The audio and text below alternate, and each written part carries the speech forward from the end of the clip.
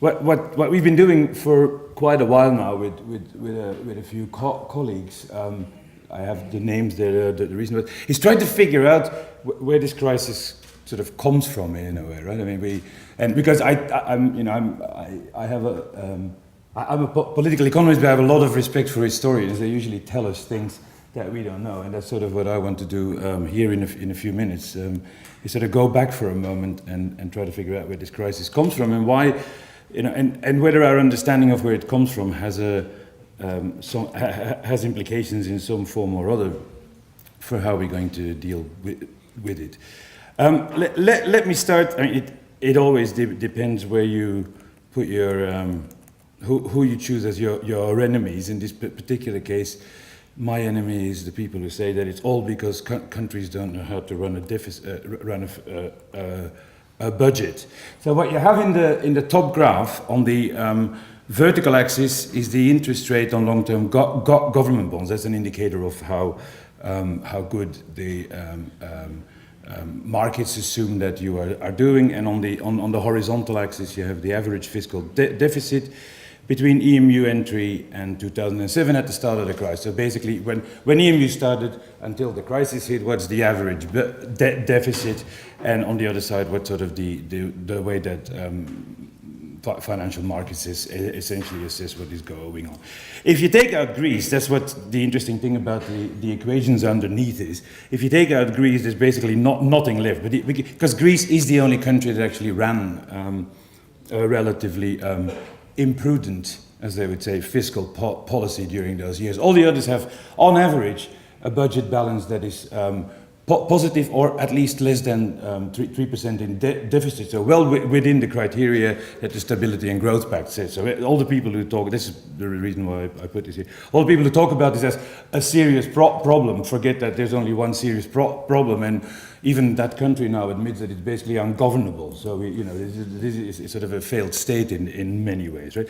The second figure so figure 1b does exactly the same thing, and there what you have on the hang on a moment, on the I've forgotten now why I put these two there. This is the debt stock rather than the deficit, so you get exactly the same kind of a story. It's basically flat. There's nothing going on really in that thing. The story seems to be one that has to do with competitiveness. Here you have again the interest rate on the vertical axis, but on these two. In these two graphs on the horizontal axis, we have for the first one growth in export shares, and for the second one the real effective exchange rate appreciation again between the start of EMU and afterwards. And what you see there is very clearly very strong relationship that seems to suggest that competitiveness is a far more important issue in understanding what has been going on inside the EMU with regard to these debts and deficit problems that we see now than the other way around. And here's another graph that sort of gives you the same thing. The horizontal axis is the average current account, so surplus or not, and sort of between EMU entry and 2007. I just wanted to show these because I think it's important that we keep in mind that while everybody is talking about this as a fiscal problem, and that we therefore should have fiscally restrictive fiscal policies, none of the sort of the lead up into the crisis seem to suggest that that's the right thing to do, and that in fact, if anything, there's something going on with competitiveness, and competitiveness indeed always evokes this sort of notion of wages in some form or other, but I think it's slightly more complicated than what both you were saying, but also what sort of the standard story is. So these then lead. This is now a graph that you must have seen 7 times today. This is this current account divergence between north and south. So you basically start from balance in the early. Right up to the start of EMU to a massive divergence at the start of the crisis. I'm not going to spend too much time on that. But what's important here is that these current account deficits matter because and there's that little line there, current accounts have to be financed. And this is why these deficit matters. They have to be financed through some form of debt that has, capital has to flow from country with a current account surplus to countries with a current account deficit. And that flow expresses itself either in private debt or in public debt. There is no other way than one of these two. And that's why the fiscal crisis is essentially an epiphenomenal kind of a thing that is associated with this current account crisis. And so everybody who looks at the fiscal crisis as a problem misses the underlying dimension, which is one that there's something going on inside the EMU, because that's what this graph now at the top of the thing says. It starts roughly with the introduction of the euro. And so what I want to do is try to figure out where they come from. And basically, there are two dynamics that play a role here. The first one is, I think of EMU as sort of two systems that are nested in one another, and two systems that you have to understand as where the aggregate hides divergences within. The first one is they have two types of wage-setting systems. I call them DE versus RE. RE stands for rest of Europe. Yeah? DE stands for Germany and the satellites. Basically, all of northwestern Europe that follows German wage-setting and has been doing that in this story, at least, that I tell since, roughly speaking, 1982-83. That's sort of the period, right? And the other ones that have started to introduce forms of wage-setting that look at Germany or at the DE crowd and set their wages in adjusted for productivity in light of what Northwestern Europe is doing. And that's what happens during the Maastricht period. But the moment EMU happens, something else changes. And there's something else, actually, yeah, that's part of the story that's going to come. So that's one story. You have two wage-setting systems that already existed since, roughly speaking, 20 years ago, and that this divergence emerged in the early 1980s when the Deutschmark bloc was constructed. Those of you who, like me, are old enough to remember those days, that was when you had the big strikes here in Belgium, when you had them in the Netherlands, where France is basically not working for about half a year and so on. Those were the days, right? And so the second thing which is important here is that you have these two different wage-setting systems have one thing that separates them primarily, and that is that in the DE wage-setting systems, wages in the public sector can be compensated for or controlled by wages in the export sector. It's a bit more complicated than that, but that's the best way to understand it. Whereas in countries that are not of that sort, have a problem that either the public sector cannot be controlled because wage coordination is not strong enough, and therefore wages in the public sector, expressed in unit labor cost terms, which is problematic anyway. Okay, wages in the public sector grow faster than what the export sector can compensate for, right? And so the problem then becomes basically this. So let's now go over to go back to this, excuse me.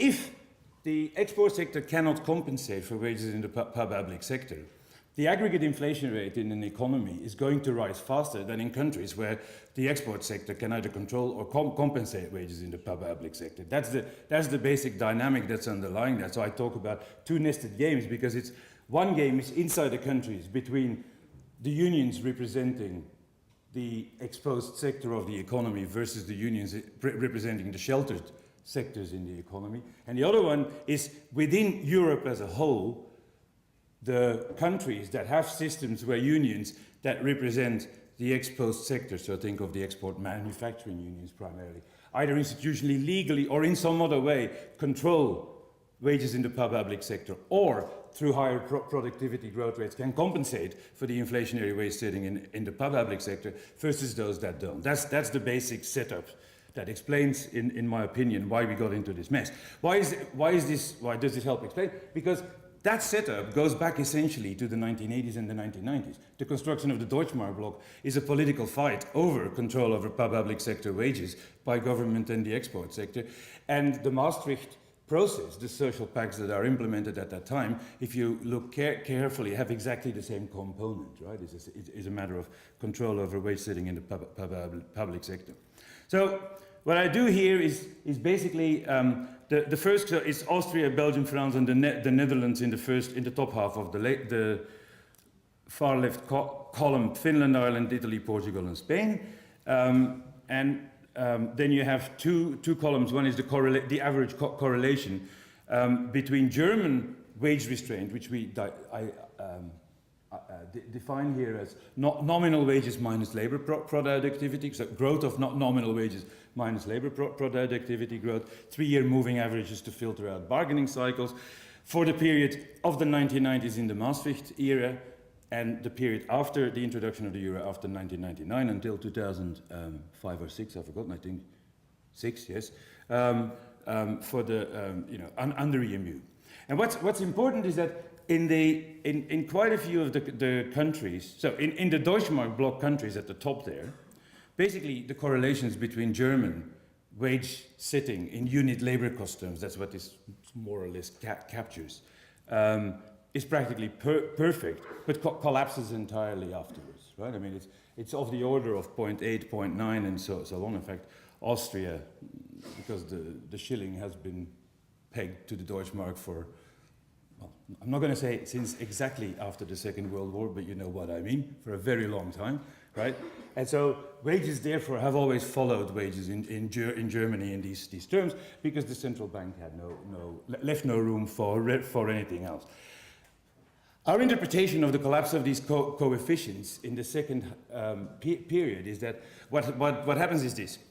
Under the Maastricht period, you have, under the Maastricht period, you basically have a system whereby national central banks linked to the Bundesbank keep wage setters in their economies under control. That's the basic setup, right?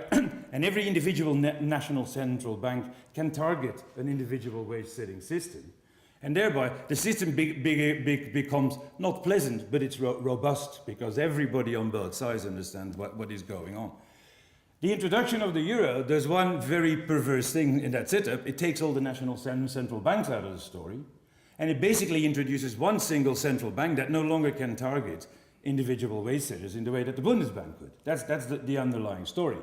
Now, under a sort of for those of you who are familiar with this kind of stuff, any economist or political economist would immediately say, so you would get inflation everywhere. Yes, that's the tendency in the system. But this is where these institutional constraints, in terms of how the manufacturing sector can control wage development in the public sector, that's where those institutional constraints come in. Because if inflation is everywhere potentially going to happen, then it matters whether some countries are able to keep that under control, or at the very least to compensate for what is going on if they can't keep it under control, and others can't. And that's basically, okay, this is I probably should be shot for giving you this much information in 20 seconds. But I'm a pacifist, and so are most of you, undoubtedly, so that won't happen. But what this shows is, for the same, in the far left column, look at the countries. The second one is the correlation coefficients of these wage growth in unit labor. This measures to what extent wage restraint between the manufacturing sector and the public sector follow the same pattern. And again, the middle column for the period of the Maastricht Treaty, and the second one for the period after the introduction of the euro until 2005 in this instance. So the average. And what you find again is that most of these correlations were very high under the Maastricht Treaty, which means that basically wage setting in the public sector and in the export sector were perfectly aligned in terms of the aggregate effect on inflation. No wonder, because all these wage setters were under control by the central bank that itself followed the Bundesbank. That was the setup which existed there. Whereas after the introduction of the euro, this falls apart in quite a few of the countries that you had. And so the story essentially is that the shift.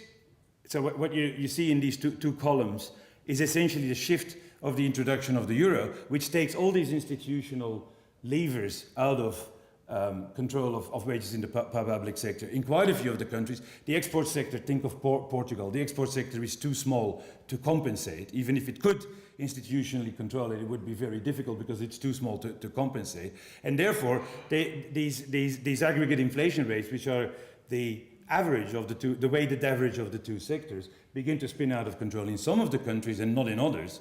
And that means that in a fixed exchange rate regime, that means that prices in the countries where these inflation rates are rising, that export prices begin to rise as a result as well. And that's to a large extent where these competitiveness problems come from.